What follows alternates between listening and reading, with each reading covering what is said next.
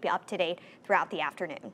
And to that point, okay, Governor Cooper looks like he has just reached a microphone in Wilson County. Let's go ahead and listen in as he just toured some damage at Springfield Middle School in Wilson County. Well, good afternoon, everybody. I am joined with Wilson County Sheriff Calvin Woodard and the chair of the Wilson County Commissioners, Rob Boyette. We've just been over and visited this middle school. Thank God the children were not there when this storm hit. What a devastating blow to this school. Obviously, the county's already working on next steps, getting it inspected, and I just talked to the superintendent saying that we're going to make sure these children go to school and get educated, but obviously they have a lot of work ahead in repairing the school. It's also a somber time in that Wilson County lost a life to this storm. Debby has been a stubborn storm with unrelenting wind and rain, and unfortunately it's not over yet. It's moving northwest. There are a lot of counties out in the middle of the state and out west that are experiencing difficult times right now as well. We want to make sure that all of our emergency operations are in close contact with local officials. I think that coordination is going well. Obviously, there's already been some flooding. We know that there is potential for significantly more tomorrow and through the weekend as the rivers crest. So we're continuing to check the river gauges. We encourage people to go to Fiman, F-I-M-A-N, in order to check river gauges in areas that might affect them. We also ask people not to drive through water on the roads, not to go around barricades. This is where a majority of deaths occur in these kinds of storms, when people get in flood water. So we're encouraging people to also obey requests to evacuate, and to make sure they continue listening to news and local officials, particularly if they live in a low-lying area. I'm going to turn it over now to Sheriff Woodard, if you want to say a word or two. Do you, Yes, sir? Sir. All right, Sheriff Woodard of Wilson County. First of all, I would like to say good afternoon, and as always, give honor to God, Lord Jesus Christ, my Savior.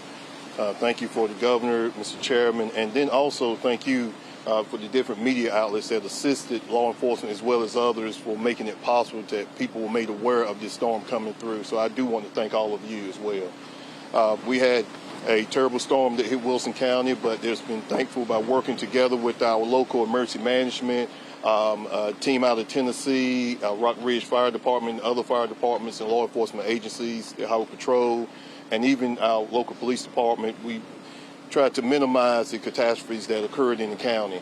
So again, we ask everyone, especially listeners, please, if you see running water or high areas, just turn back around, do not go through it. It saves not only their lives, but also the lives of your first responders that may have to go in there to try to save you.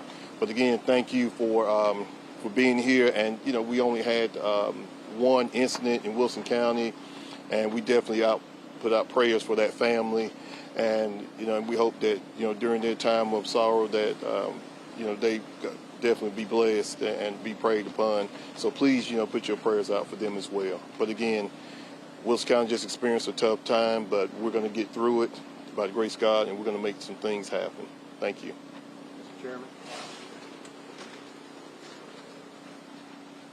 Everybody in this community has suffered through a lot in a short period of time. As many of you know, we had just over here on I-95 on the interstate a serious accident where 5 lives were lost. That happened just a couple of weeks ago. And then Spring Hill Church, about 2 miles down the road. We had a serious fire there. Thank goodness nobody was injured, but at the same time it's a tragedy and has struck the community. And now today we're here to talk about a tornado that struck Springfield School middle school, a lot of our community already feeling like they've been in a difficult situation for a while, and now this happens. But any time that a tornado touches ground, tragedy is going to strike. And so we're just really pleased that Governor Cooper had an opportunity to visit us today to see what is going on here in Wilson County. We're so glad that he could do that. And we're really pleased with the work that Sheriff Woodard and his staff, his deputies are doing to help us through these situations that we're having. I'd like to thank our volunteer fire departments right here in this community and the ones that have come together with all of these tragedies to make it the best that it can be, which is not very good. So thank you for the opportunity to speak. The county, our staff, our people are going to support the school system and support any way we can to get this school back up and running as soon as possible. Thank you, Mr. Chairman. As always, we're grateful for our first responders and for the coordination that has occurred, and we appreciate the help that we've received from other states. We had a crew here from Tennessee helping here in Wilson County this morning. I'll be glad to answer your questions. We're going to start on that end with Olivia. Yeah. Hey, Governor Cooper, Olivia from Wilson Times. What types of resources will the state bring in for, because school's about to start in probably about 2 weeks, Yeah. so what we can do. Right now, we are in response mode, making sure that we're working to save lives and to get through this storm. The storm is moving through. Hopefully, it will be out of here by Friday. After that, there will be a time for damage assessment. Local officials will work and coordinate with state and FEMA officials to determine what damages are. And that is a very important time because the amount of damages determines what kind of federal assistance that we can get. The school does have insurance, so the insurance company would come and would be involved in this.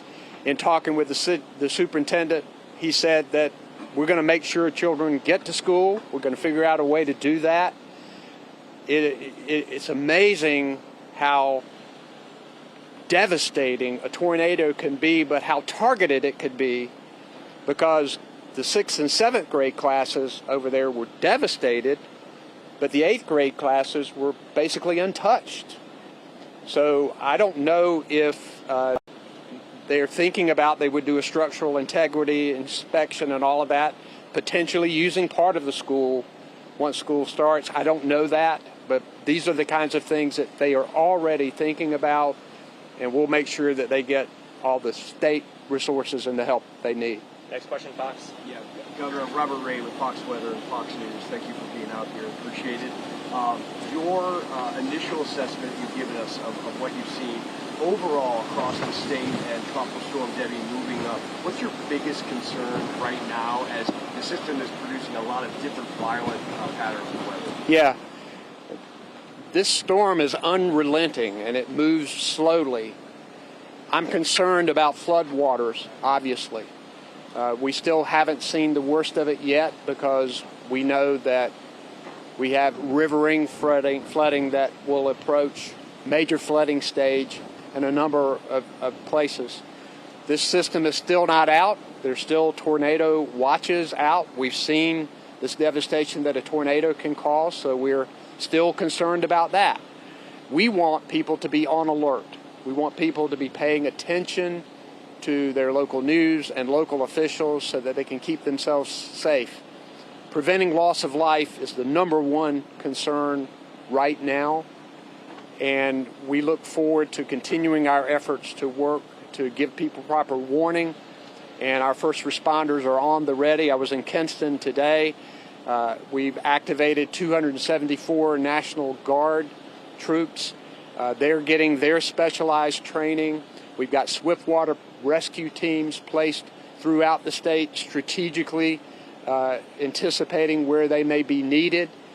So protecting people's lives is the #1 thing right now. Next question, Adam. Adam Wagner from News and Journal. Have you seen enough to know whether or not you think we're going to be eligible for a major disaster declaration? And if we're not, what are some of the challenges of recovering from this more geographically isolated? Well, obviously, if you don't have a major disaster declaration, then you have less funding that you have to deal with. One of the things we've been able to do over the years is work with the General Assembly, and we've had separate state funding that has helped to plug the gaps that federal funding has not been able to have. I can't anticipate at this point because it's not over. We know that there's going to be more damage in the middle part of the state and out west. I would be surprised if we did not get there, but I just don't know at this point because this storm is continues to stubbornly stay here and drop rain and cause tornado damage. So let's just work to keep people safe. Next question, WTVD. Governor Cooper, can you describe the urgency of coming to Wilson County just hours after that storm came through? Why was it so important to be here on the ground today, just hours later? Well, I wanted to see it for myself. I always like to talk with people. The person who lives across the street from the school got a warning, got an alarm early this morning, 2:50 or something like that. He said he walked out and everything was calm. He shut the door, and then all of a sudden things sort of exploded. He took his family and put them in the pantry inside and then walked out and saw the devastation of the school. One of his neighbors' homes got hit pretty bad. His home got hit in the back. But to hear people express concern and compassion for their neighbors, the loss of life, but also to express thanks that they are physically alive, even though they may have property damage, which we know that we've got to work to address. But I think people are grateful that they've been saved. They also are grateful for first responders and officials who are stepping up. North Carolinians come together in times like these. And I know our communities of faith, our nonprofits, all people band together to help out their brothers and sisters in need. That's happening here in Wilson County. It will be happening all across North Carolina over the next few days and the next week or so. Next question, WRAL, right here. Governor Cooper, Chelsea Donovan with WRAL. You were able to actually enter the walls. We're keeping a safe distance. What struck you inside, and if you can kind of describe what you saw? It looked like an explosion. The window was blown out. What was amazing to me were, a strong brick structure, how many different bricks were everywhere. I mean, it was an explosion is the best way to describe it, because this tornado came up and directed itself all the way through this school. Devastating damage, chairs everywhere, insulation hanging from the ceiling, light bulbs hanging, really devastating. And then we didn't go inside, but we've been told by the superintendent that a lot of the 8th grade classes just weren't even touched, almost looked pristine. Next question, WNCN. Yeah. Sorry. I don't know if this would be for our local law enforcement as well, but talking about that search earlier today for this missing individual and that man who was found inside of that home, are you able to talk more about that or elaborate? What do we know about this? Sheriff, I'm going to turn that to you. Right now, one thing, it was just a collective effort by local law enforcement, emergency management, other teams from out of other states, and just out of privacy for the family until we can make sure everyone's notified at this time. We're just not revealing many names or much information about it. But it was, again, a great collaboration between law enforcement, emergency management, our fire departments to make sure that we were able to locate the person that was inside the residence. Next question, CTI.